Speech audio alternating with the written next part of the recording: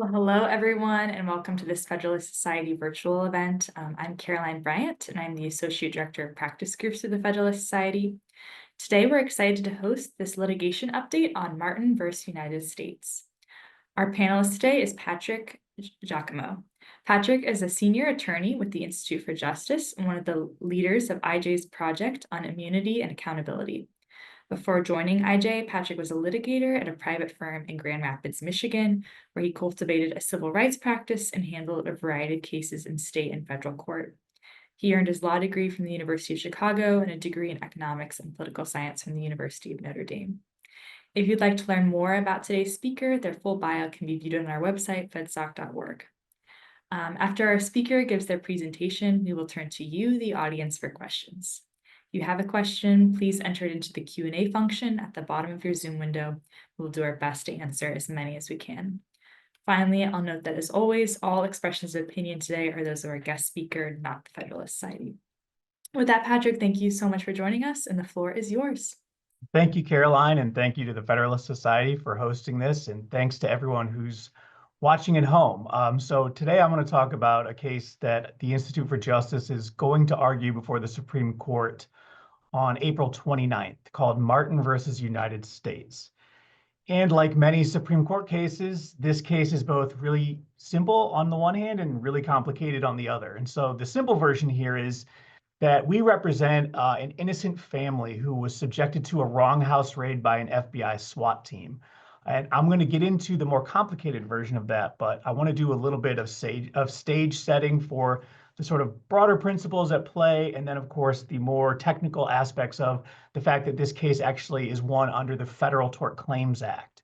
And so to set the stage a little bit, at the Institute for Justice, as Caroline mentioned, we have a project on immunity and accountability that's aimed at addressing the sorts of obstacles that are often run into by people who are trying to litigate civil rights or constitutional claims against the government. And so that might be claims under the Fourth Amendment. It could be tort claims, as in this case.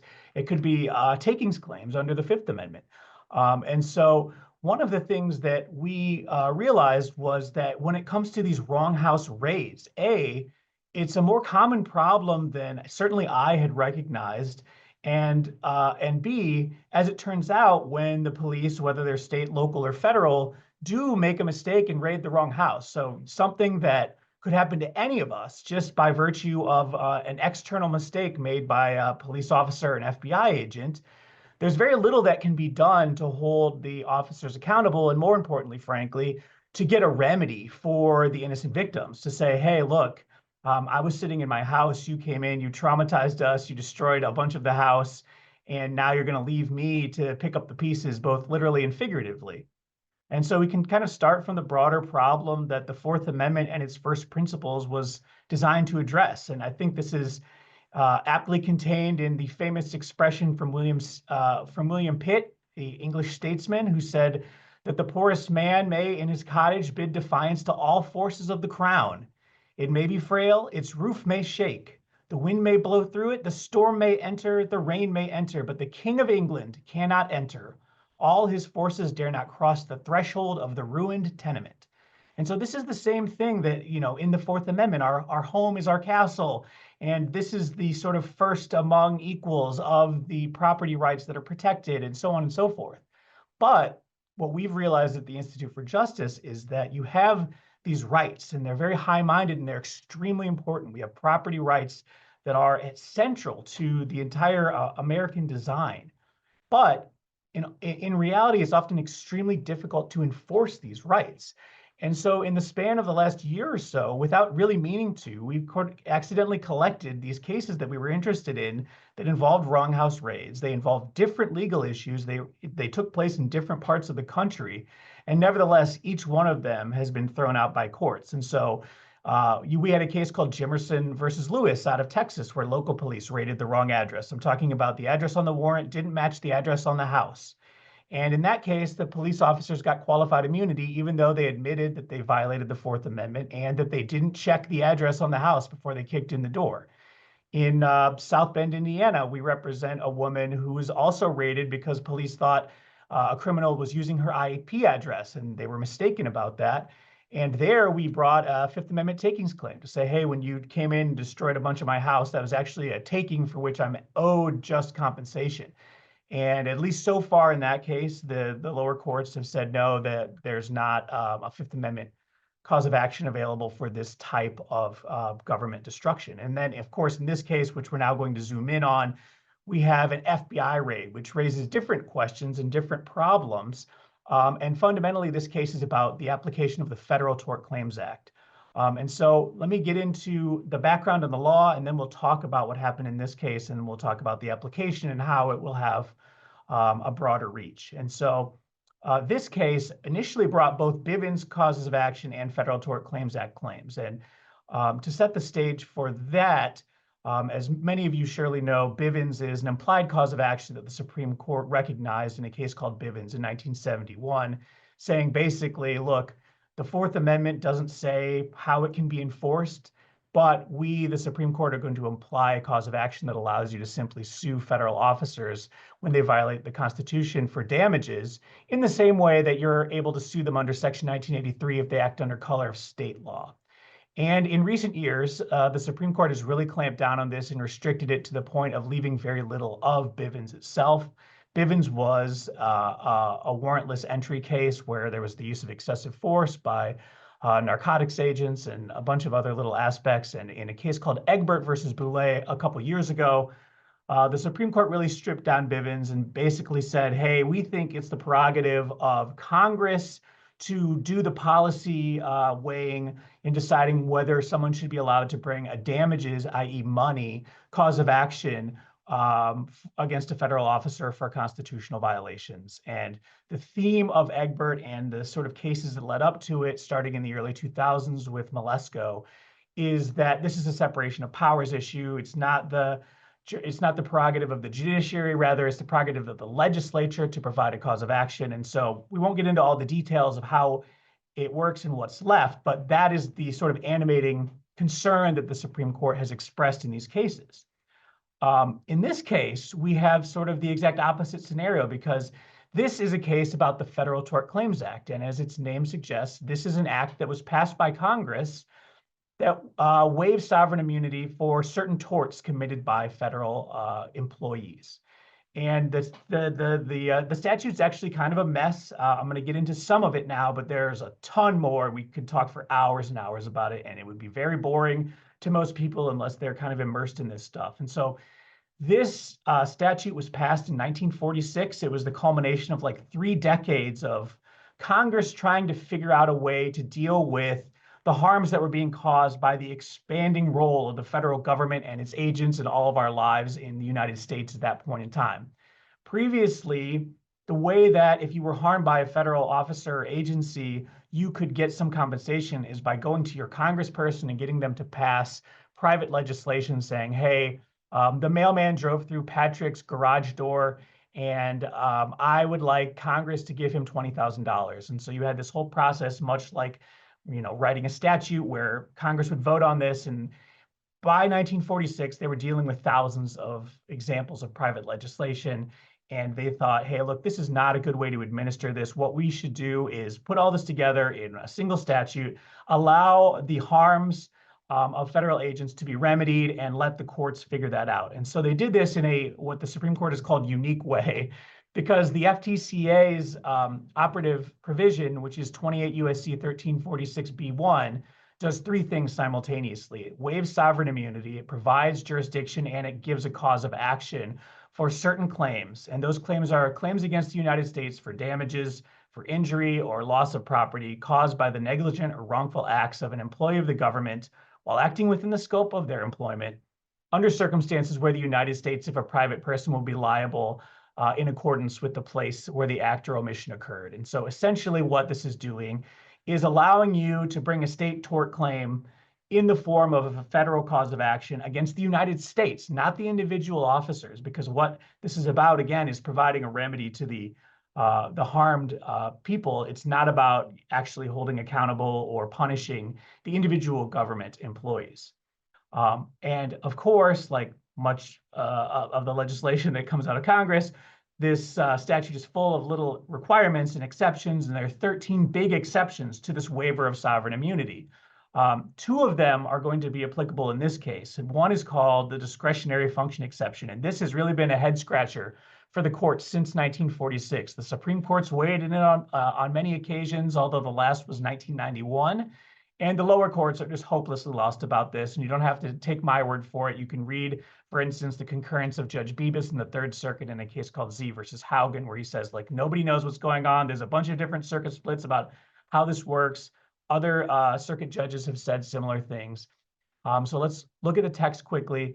The discretionary function exception excludes from the waiver of sovereign immunity. So it re-imports immunity for any claim based upon the exercise or performance or failure to exercise or perform a discretionary function or duty on the part of a federal agency or employee of the government, whether or not the discretion involved be abused. And so to modern ears, you hear discretionary function, you think, okay, basically anything that's not a ministerial act, something where the government says you have to do exactly these things. That sounds to us like that's something where you have discretion, but in reality, the discretionary function concept was a term of art at the time. This is language that was also used in the contemporaneously passed APA about discretionary functions being the sort of thing that powers exercised by agencies to deal with policy making, regulation, things like that. And so what this was actually aimed at was keeping courts from second guessing the wisdom of legislative and executive agency policy making. And so that's what this was all about. We've had the Supreme Court on probably half a dozen occasions weigh in on this and try to draw the lines, although sometimes it's sort of thrown its hands up and said, we don't know how to, but they don't apply it in this case. And basically, it's come down to a two-step test that the court articulated in a case called Gaubert in 1991, where they say, okay, the discretionary function exception applies to any action that involves judgment or choice. That's the discretion piece of it. As long as that action, and this is, unfortunately kind of circular, is the sort of judgment or choice that was meant to be protected by the discretionary function exception. And what the court has said is, for instance, in Gaubert, it gave an example where it said, of course, there will be situations where the actions involve constant decision-making, constant judgment. The prototypical example is driving a car. But that's clearly not something that's meant to be protected by this. That's kind of the sort of mundane use of discretion. It's not like you're exercising some sort of specific policy-making act of a federal agency for purposes of some sort of regulation. And so that we'll leave that there, other than to say there's a lot of confusion in the lower courts in particular about how this should work and trying to figure out a way to keep this exception from swallowing basically everything that would otherwise be within the Federal Tort Claims Act. Another exception that Congress created in 1946 is called colloquially the intentional torts exception. And this exception says that you can't bring an FTCA claim for any claim arising out of assault, battery, false imprisonment, false arrest, yada, yada, yada. So it enumerates a number of intentional torts. It gets very confusing because there are some negligence-based torts that sound under this provision, and there are some intentional torts that are not included in it, but we call it that for shorthand. And so when you think about a case like this, where you're dealing with a wrong house raid and you're going to have intentional torts, you'd think, okay, well, those torts will be excluded under the intentional torts exception either way, so we don't need to deal with the discretionary function exception. But there's a wrinkle, and the wrinkle comes in the form of what's called the law enforcement proviso to the intentional torts exception, which says that provided with regard to the acts or omissions of investigative or law enforcement officers, you can bring FTCA claims for assault, battery, false imprisonment, or 3 other intentional torts. And this provision is sort of the central issue that we'll be dealing with in this case, Martin. This is the one that will decide how do you deal with FBI agents who raid the wrong house. The law enforcement proviso was enacted in 1974, so about 30 years after the FTCA was in place. And it was enacted in response to a pair of wrong house raids in Collinsville, Illinois, at the sort of early years of the war on drugs during the Nixon administration and further growth of federal policing in the United States.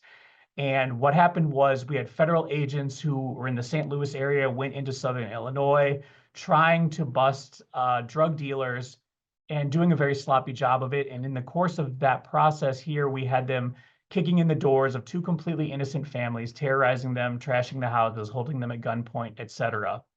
And this made national news, and it was very upsetting to everyone. And the impetus of Congress's action here was to make sure that these sorts of wrong house raids and similar abuses by federal police had a remedy under the Federal Tort Claims Act, because again, that remedy is just to ensure that the person who's harmed is made whole. It's not to necessarily punish or hold accountable the individual federal officer. It's saying we, Congress, are waiving sovereign immunity so you can sue the United States when our employees screw up in some way that's tortious under state law. That is the unfortunately shortest way you can explain this sort of background, but that's where we're starting. So let's talk about this case, which is very much like the Collinsville raids. And so this case, we, the Institute for Justice, represent Katrina Martin, her son, who is at the time 7 years old, and her then partner, who were all living in a nice upper middle class neighborhood in a house in suburban Atlanta. On October 18th, 2017, the FBI showed up before the sun rose to execute a warrant that was part of a larger series of raids against drug dealers. And the warrant they had was for an address, 3741 Landau Lane. They had done some sort of preparation where they drove by Landau Lane, but instead they ended up at the home of our clients, which was 3756 Denville Trace. And this is probably like 5 houses down. Its address is on a different street. The addresses of both houses are posted on the mailboxes. The officers knew that's where the addresses were. Nevertheless, they kick in the door of our client's home. Of course, they're startled awake by the sound of the door getting knocked in and stun grenades being deployed. Katrina tries to run to her son Gabe's room, but is pulled into a walk-in closet by her partner Toy, who, of course, everyone thinks we're defending against home intruders here. So Gabe, the 7-year-old, is left to hide and cry under his sheets. Meanwhile, the SWAT team in full tactical gear with assault rifles comes filing in, points the guns at everybody, pulls Katrina and Toy out of the closet. Katrina's just wearing a t-shirt. This is very embarrassing for her. They throw Toy on the ground, they handcuff him, they start yelling questions at him. And then they ask him what his address is, and he says 3756 Denville Trace, and everybody gets quiet. And then they find a piece of mail, and they realize, oops, we're at the wrong house. So very quickly, they all get up, they let Toy go, they walk out of the house, they go down the street, they raid the correct house, and then the SWAT leader comes back and gives Toy a business card and says, hey, call my supervisor, and they can sort out what to do about the damage. And you know, as you can imagine, being woke up at 4 a.m. to armed intruders and the explosion of a grenade in your entryway was very traumatic, horrifying for the 7-year-old Gabe, who dealt with a lot of fallout from this. Of course, the whole family dealt with the sort of PTSD of this terrifying situation, because again, this is one of those things where it's not even wrong place, wrong time. You're just in your house, you're sleeping. There's nothing you could have done to prevent this from happening. It's a very terrifying experience.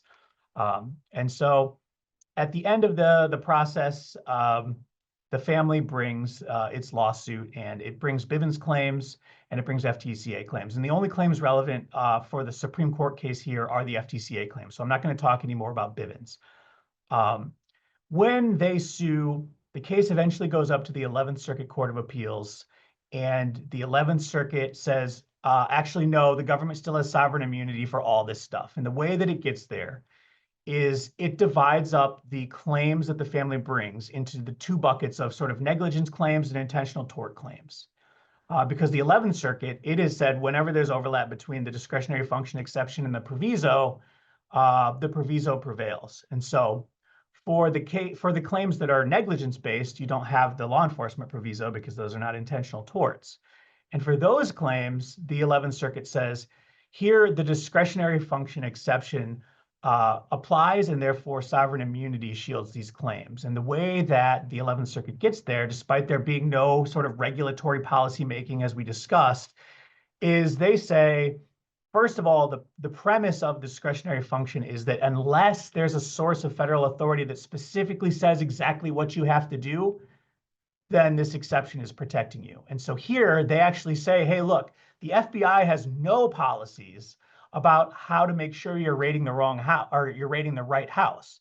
And because there are no policies, the discretionary function exception for policies actually protects FBI agents because they have the discretion to do basically whatever or nothing at all to make sure they're going to the right spot. Furthermore, there doesn't even need to be any real policy. There can just be a hypothetical policy anyway. And here, citing an earlier 11th Circuit case, they say, well, the decisions about how to locate and identify the subject of a warrant, those are kind of policy. And so since this was related to that, this is squarely within, that's the language they use, the discretionary function exception. So that's going to kill all the negligence claims. Then the bucket with the intentional torts, which are saved because the 11th Circuit, which is unique among the circuits in saying that the proviso trumps the exception, they say, okay, well, we're looking at these intentional tort claims now. And the way we're going to get rid of those and apply sovereign immunity nonetheless is by saying that the supremacy clause of the Constitution actually bars those claims on the theory that because the FTCA imports some elements from state tort law, that if we allow these claims that are borrowing from state tort law to restrict the actions of federal officers, that violates the supremacy clause. Now, that makes no sense as a concurrence in the case that established this rule, Denson versus United States, pointed out, because of course, the Federal Tort Claims Act is a federal statute and Congress selected state torts as the sort of guiding elements. And so to say that it's actually state tort claim is to completely sidestep the point of the supremacy clause, which, as a refresher to everyone, says that the laws of Congress are the law of the land. And so here you have a federal court saying, actually, when Congress says you can bring these lawsuits, if it applies them to the executive branch of the federal government, it's actually violating the Constitution, which is a little bit wacky. And in fact, at the Supreme Court, the federal government has declined to even defend this particular issue that I'll get into in a second. And the court has had to appoint an amicus to argue it. But those are the ways in which the courts have gotten rid of all of the claims now for this family, the Martins. Even though, as I mentioned earlier, this law enforcement proviso was passed specifically to allow claims for things like wrong house raids under circumstances that are indistinguishable from this case. And basically what the 11th Circuit and the federal government have said is the only way you can actually get to the claims is if you can first show that there was a constitutional violation and that it was clearly established under the same elements as qualified immunity, which is frankly not what the FTCA is supposed to be used to do. This is about torts. This isn't about accountability or holding someone liable individually. This is just about providing remedies for the tortious acts of federal employees. And so we petitioned the Supreme Court for cert on both the issue of the supremacy clause and the discretionary function exception as it applies to the law enforcement proviso.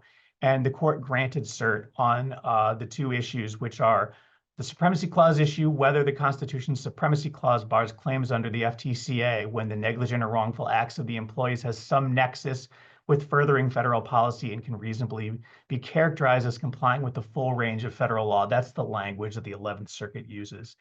And second, the discretionary function exception, which the question there for the court is whether the exception is categorically inapplicable to claims arising under the law enforcement proviso.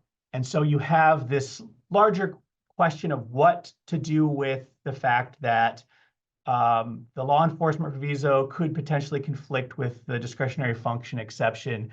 And so what this case is really about is whether the two conflict, and if they do, what the court should do about it. Of course, you also have this overlay of the supremacy clause and how that applies, but that's very closely related because of the way the 11th Circuit has applied it to the way that the discretionary function exception operates.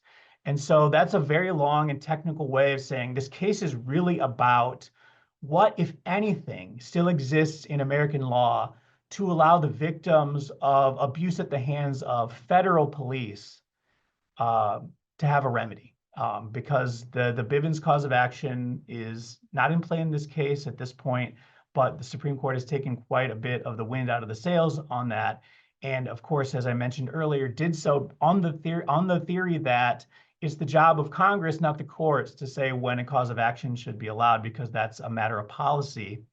And here, now we finally have that cause of action. We're looking at the Federal Tort Claims Act passed by Congress, the proviso that Congress amended in 1974. And nevertheless, you have the government and courts carving up these exceptions and saying, oh, nevertheless, sovereign immunity still bars your claim. Even if you run the whole gauntlet of the FTCA, we're going to provide this strange supremacy clause gloss and make sure that you actually can't bring your suit. And so the case is fundamentally about that separation of powers issue and about whether there's anything as an American that you can do if you're the innocent victim of tortious actions by federal police officers. Of course, if this were state police officers, you'd have to deal with qualified immunity, but otherwise you wouldn't run into these issues about the cause of action and some broader absolute immunity. And so that sort of brings us to where we are, what the court will be deciding, and it'll be interesting to see what things the court picks up on. I think the court is interested in the supremacy clause issue, but it's a lot less meaty than the discretionary function and proviso question, because the 11th Circuit is the only circuit in the country that's adopted the supremacy clause angle. And of course, a lot of the circuits have found the conflicts between the discretionary function exception and the law enforcement proviso, and they've all kind of cooked up different ways for dealing with them. On the one end of the spectrum, the 11th Circuit is the only circuit to say the proviso always trumps the exception. On the other end, you have the 7th Circuit saying actually it never trumps the exception. And then in between, you have the courts sort of drawing a lot of lines, because I think they've all recognized that with respect to this proviso, Congress and the Collinsville raids, that the normal actions of sort of domestic law enforcement are not supposed to be subjected to sovereign immunity. And so they've kind of come up with ways to skirt that issue, or ways to distinguish the cases that they're applying, where, for instance, a lot of the cases involved the INS and immigration issues. And so the courts would rely on that as a way to distinguish it from the Collinsville situation. But now, for the first time, we have the Supreme Court taking up this issue, and hopefully it will give us, us being the entirety of the bench and bar and everybody in the United States, it will give us some clear guidance on this point for the first time. And I think that that's very important to be done, especially as it coincides with the court's increasing restriction on the Bivens cause of action. And here we also have the benefit of being supported by a bipartisan, bicameral group of members of Congress, including Rand Paul, Thomas Massey, Nakia Williams, who's the representative in the district where the Martin family lives, all saying, hey, look, we provided a cause of action for exactly this thing. You have to let the Martins move forward. You can't continue as the judiciary carving exceptions into rules that we make. That's our job. And so we will see what the Supreme Court does with those questions. And of course, our opposing counsel in this case will be the U.S. Solicitor General. So it will be an interesting argument on April 29th. And at this point, I'm happy to answer any questions that folks may have. I know this has been a fire hose of information, but again, as I said at the beginning, fundamentally, we're talking about a very simple thing, which is whether you can hold federal officials to a remedy if they raid the wrong house. The long story of it is what I just spewed at you. So I'm happy to try to make this simpler and clarify anything that people might be interested in. Great, Patrick, that was so helpful. Thank you. So first question, someone wants to know, can you speak to the standing of the government and or individual employees challenging kind of, I think, bringing challenges to sovereign immunity, kind of what that looks like? Yeah, so there's no issue of standing here, because we both have we're the plaintiffs in the case, and we're bringing the cause of action under the Federal Tort Claims Act. But I think the sort of underlying question there is, how do they get to even bring this up? And I don't have a good answer. This supremacy clause thing is very strange. I think the 11th Circuit came up with it because it was frustrated by the fact that circuit precedent bound them from allowing law enforcement claims to go forward. And in the case where the court created this exception, it was a pretty questionable case with a very suspicious traveler at an airport. And the court thought, well, basically, we don't want this claim to go forward, but we're kind of stuck with the law enforcement proviso. So how can we get around it? And the 11th Circuit came up with sua sponte in a 2-to-1 decision the Supremacy Clause bar, which the government has been happy to benefit from. But at least in all the briefing that I've read of the government, it's never, said that's right. It's just said, like, we have to apply this. And as I mentioned in this case, it's not defending this rule. So the Supreme Court's had to appoint an amicus to argue it. Great, very helpful. So this might be an unfair question, but do you have any inkling of how the court will decide? I think someone specifically wants to know if, particularly if you feel like a particular justice will author decision. I think that's maybe a little too far into the crystal ball. But if you have any inklings, I think the audience would love to hear. Yeah, I mean, this is always the question that everybody has and that every lawyer wishes they could answer. Yeah.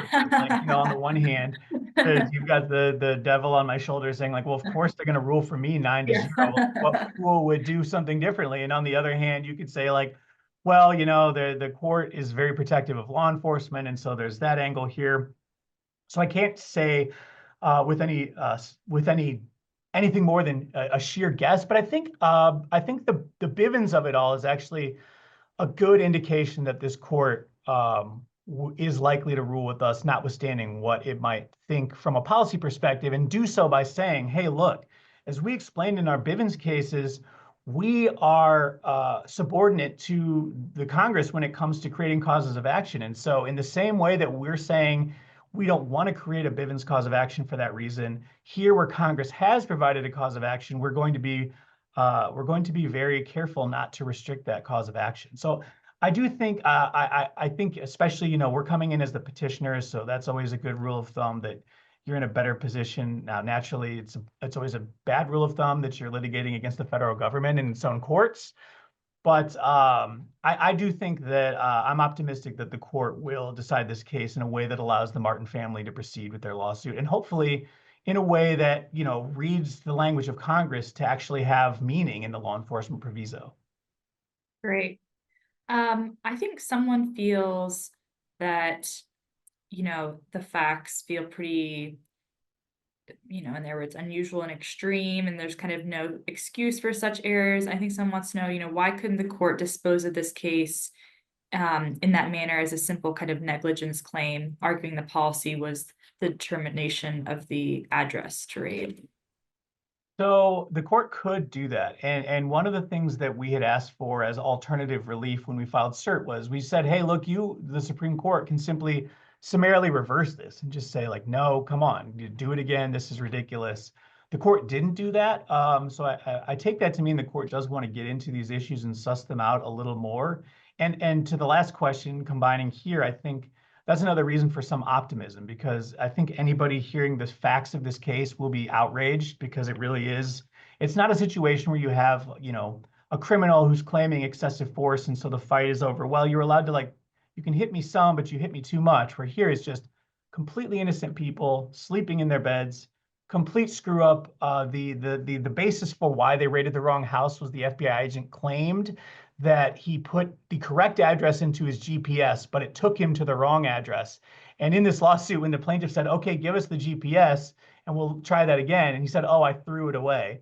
And so I think there's no dispute here at all that the FBI screwed up and that the plaintiffs did nothing wrong. And so that makes me think that given the court's taken this case, it doesn't want to just say, hey, these guys can go forward. We want to have a broader discussion about how this statute will work for the next 30 years. Hopeful. So no worries if you can't answer this one, but someone wants to know, how are the claims in this case different than the 1983 claims that I think you were alluding to earlier? Yeah, so the claims are different in two key ways. And so first is that Section 1983 provides causes of action for actions taken under color of state law, which means you can't bring 1983 claims against FBI agents in the normal course of their federal duties. And so that's the first problem with trying to hold accountable federal officers for constitutional violations, which is the second distinction here. 1983 claims, they can reach federal statutes, but typically we think of them as a way to vindicate constitutional rights. Whereas the claims here under the Federal Tort Claims Act are exclusively derived from torts. So instead of saying, this was an unreasonable search and seizure. You're saying this action was actually assault, battery, and false imprisonment. And so those are the key distinctions between 1983 and the FTCA claims that we're dealing with here. Great. So someone wants to know, could a ruling favoring the plaintiffs lead to changes in federal law enforcement protocols to mitigate liability risks? Yeah, I mean, yes, of course it could. I think the issue is that the Federal Tort Claims Act is paying out these damages from a gigantic fund that's administered across the entire federal government. And so I think there will naturally be some sort of trickle down to like, hey, please stop raiding the wrong houses because we don't like paying people. But it's not quite the same individualized pressure that even the FBI would feel compared to like a local police department that's held liable for the actions of its employees. I think you could still see these cases being, used from the perspective of Congress as a way to ensure that there are actual policies in place. Again, there were none here. Although the frustration with a case like this is you say like, well, what policy do you need? Check the address. That's a policy that every DoorDash delivery guy knows before he drops off your Chinese food. So if you're getting ready to kick in the front door and throw a flashbang grenade, you could at least check the numbers on the outside of the house or on the mailbox before you do it. And so there is a lot of weird tension here. And of course, you also just have the sort of political valences that might come with the actions of police representing one agency, so maybe the FBI or the ATF, versus police representing, the TSA or the U.S. Parks. And so there's always like a lot of wrinkles that end up getting baked into how this stuff manifests as, lessons being learned by the federal government, whether those lessons are taken to heart or rejected. Definitely. So I think you touched on this a little bit, but what challenges do courts face in balancing the protection of individual rights against the need to allow federal employees discretion in kind of performing their duties? Yeah, so I think the challenges especially in the FTCA context are just the challenges of statutory interpretation. And so you have this situation here, and I will take on the more difficult iteration of this question next. But at the FTCA stage, the thing that makes it so unique is that you have the Congress already saying, hey, look, we've mapped out, here are the things when we want the sovereign immunity to be waived, and here are the things when we don't.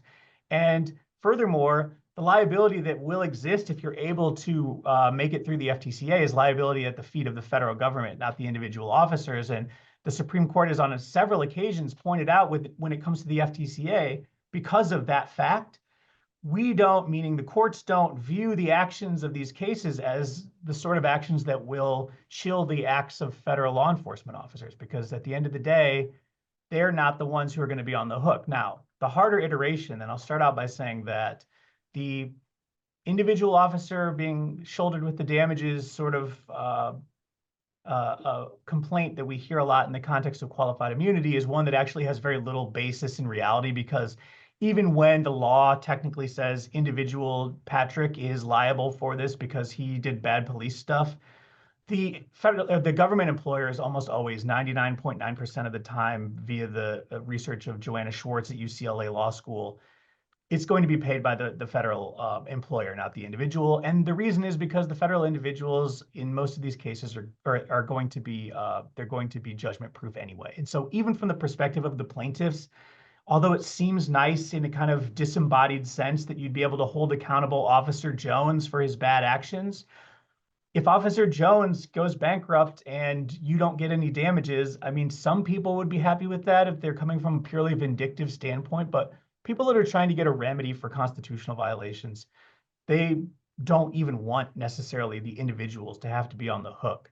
But the more difficult question embedded there is, if you're looking at a constitutional claim, then you're saying, okay, well, how do we weigh the need to do important and dangerous and valuable federal policing work or state policing work with the needs to protect the rights of the individuals? And I think there are a lot of different schools of thought on the way to prioritize these things. The one that I hold personally is the Constitution sets these principles, and the Constitution, which was, of course, drafted by the founders and then modified through the 14th Amendment and all that. What the founders and what our system was designed to accomplish was to say, hey, there are some things that we know will impose costs on our ability to govern. It's easy to govern if you're authoritarian China because you just do whatever you want. And if people don't like it, too bad for them. Whereas our system is built to say, no, we are going to impose costs on the government in the form of telling them they can't do things that would be easier. And if they do them, there will be consequences for them. And so I think we should be very zealous in safeguarding those consequences, because it's always easy to look in an abstract sense at a situation where you might not be sympathetic to the individuals involved and say, well, in this case, I don't like that person. And so it's really important for the police to be able to do X, Y, and Z.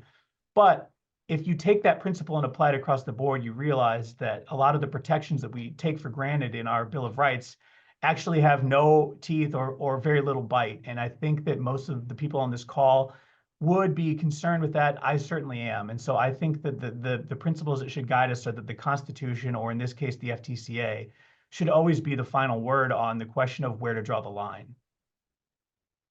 Well, Patrick, thank you so much. I think unless there are any other audience questions, this concludes our webinar. But on behalf of the Federalist Society, I want to thank our audience for their questions. Thank you, Patrick, for your participation.